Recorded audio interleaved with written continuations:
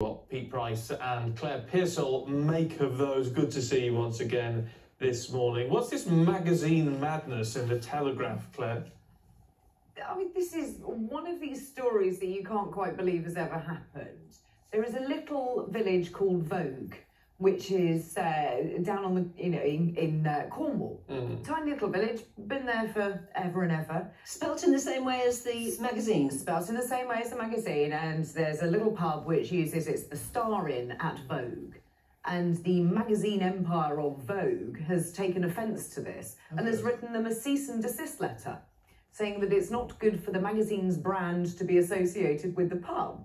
Now, it's hysterical that a legal department in a large corporation couldn't do a little bit of research and understand that the hamlet of Vogue has been in existence since before the magazine was ever thought of. Yes. And they have actually backtracked and said, oh, well, looking at it again, we perhaps should not have issued the letter. And they absolutely shouldn't, but I think everybody now needs to go to the Star Inn at Vogue. Yeah, and show our support. Show our support for them. I think that, they're doing a fantastic job. I think the local parish council should do a fundraiser and send a cease and desist letter to Vogue magazine. Yeah. Well, absolutely, and I think perhaps my friend also has a horse called Vogue, so perhaps she should do the same thing. I think we should encourage anybody that has that name to do that. But it is just ridiculous that a large corporation thinks that they can take over. Simple as that. And stupid corporate thinking. It is, and nobody actually bothered to research it, which I find gobsmacking in a company that large with a legal department that big. And also such a classy organisation. It's demeaning. It is. If you live anywhere near Vogue, and you know that particular pub, we'd love to hear from you. gbviews@gbnews.uk. Oh yeah, imagine living in Vogue. Yeah. Yes, I know. Where do you live? I live Vogue. In Vogue. Yes. My house is in Vogue. In fact, my kitchen's in Vogue. Oh yeah, I'd like that. It's worth moving there. Very nice. Pete, I'm a bit worried about this. There's going to be half-term holiday chaos. There is indeed. I've got two stories on it, which is really interesting. Half-term chaos. Airlines are piling on more misery as hard-pressed families are pushing half-term prices are going up. Now, just got three examples. British Airways, London to Barcelona, before half-term £65, now gone up to £416. EasyJet, London to Nice, £41.99 was, now £193.99. And Ryanair, London to Nice, was £12.99, now £125.99. Piling it on because they can. They always do in school holidays, don't they? A lot of parents will now take their children out at different times and get the fine because it's cheaper to pay the fine than these daft prices. What I don't understand is why these airlines don't, instead of charging £12.99 for a flight, why don't they charge £30 for the flight and keep it more level? Less of an increase in half. Well, the problem is they're now piling on all the other prices with it. So for your, I mean, I've got a bag. I have an argument every time I go through this bag. It fits in that space, but they have different types of places to put them in. Yeah. So I don't know where I stand with that. So that story there. So then there's a full page in the Express which says grab a bargain holiday now before the prices soar. But the problem is so many people have had trips booked before the pandemic that they're catching up. I mean, I'm sure we all have had stories about, trying to get flights back, but they're saying book in now. But then, is this just a ploy to get you to book now because they don't know what they're doing? But I've tried to book a couple of holidays and can't get in, can't get a date. So you don't know where you stand with it. But as for ripping off the British public, you're right, Stephen. Charge a same price. Sensible price. Yeah, Even if you have to put much you don't put theatre tickets up at half-term. You don't, because they're all around. It's a mean, nasty way to treat families, isn't it? And they've always done this. And it is, unfortunately, the law of supply and demand, that it will always go up higher. But I think it is now taken to extremes. And even holidays in the United Kingdom. You look at some popular holiday parks, which are £400 the week before half term and suddenly go up to £1,000. And you think, well, if you're trying to attract families, don't make it difficult. Because if you attract the family, they're more likely to keep coming back, and surely that's better for your business than just a one-off hit. Yeah. It's interesting. When I was in the club game, I had a third share of a club years ago, and I was also a working jock and a comic, and I would get staff saying to me, do I get more money for New Year's Eve? I said, no. Well, why not? Well, because I keep you in a job all year. Why should I put the money up on New Year's Eve? Well, I can get more. Well, so leave the job and go. You know, it's great. Oh, I don't know. No, I see. I would have expected more money on New Year's. Tell me why. When I keep you in a job for 52 weeks a year. Well, because New Year's Eve is a very unsociable time to work. Yeah, but so are the other times you work. But you know. Back to Christmas Day. Yeah.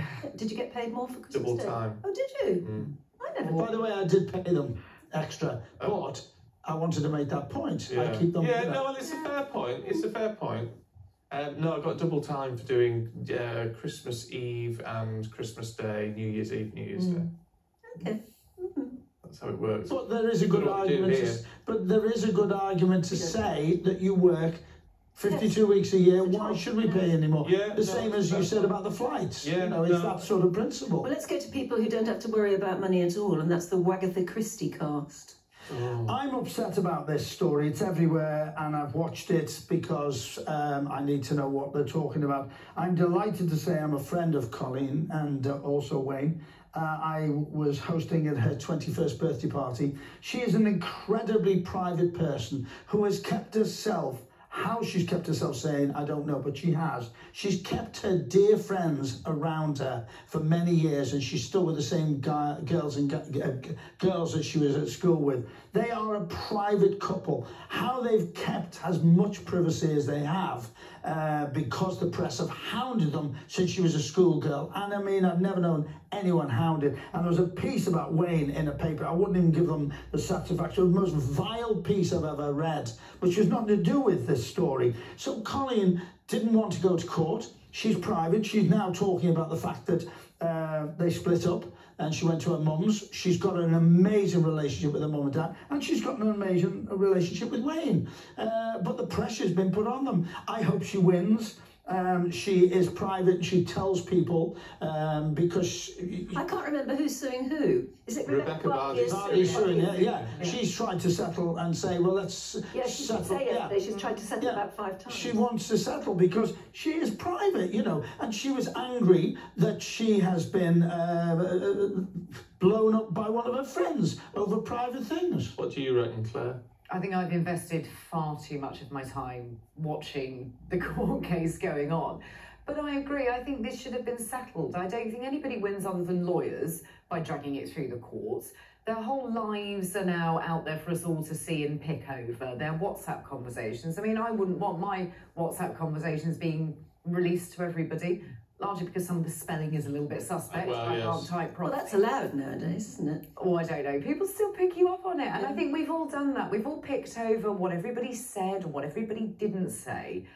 And I just think that it's so demeaning to all people in this situation. They should have just sorted this out. Why couldn't they just see the amount of money that's being wasted and the awful dirty washing that's being laundered? Stubbornness, it appears. Why couldn't they settle? It seems stubbornness, not on Colleen's side. What I love about Colleen is they adopted a beautiful little girl who was in Clare House a children's hospice. Who did?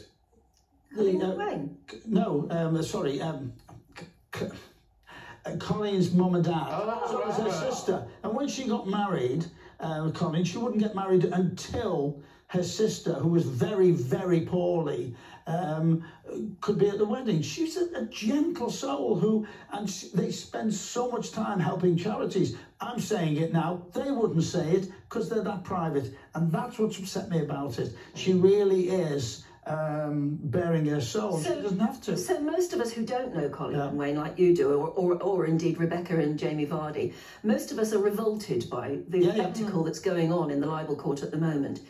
You're saying Colleen and Wayne didn't on that. It's not as revolting as it looks. It's just because of this is what happens in libel trials. Yeah, and you know, they were private. They had their ups and downs, which they haven't in their marriage, but they've done it privately. They've not gone to the press. The press have tried to invade into their lives, but they've gone. They've fed it on a plate now, aren't they? Yeah. That's the trouble. They absolutely are, and every day when you see the footage of all of the paparazzi outside, and it goes on not from the case, but then to what they're wearing and how they're looking, and you just sort of think, do we really need to have this kind of scrutiny on a libel case, which really should be private between them all? Well, yes, yeah, I mean, this is the awfulness of our libel laws in this country, is that all they do is make the lawyers rich and provide a spectacle for us all to just claw at. And after all, I don't think it's right.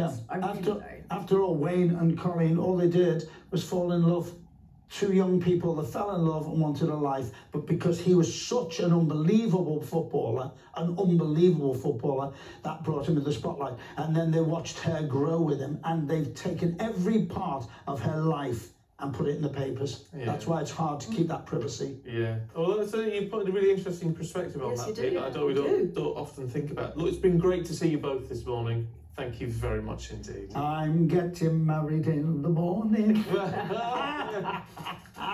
Should have booked you for the entertainment at night. Oh, I host weddings all the time. I bet you do. Oh, yes. Matron of honour. Yeah, no.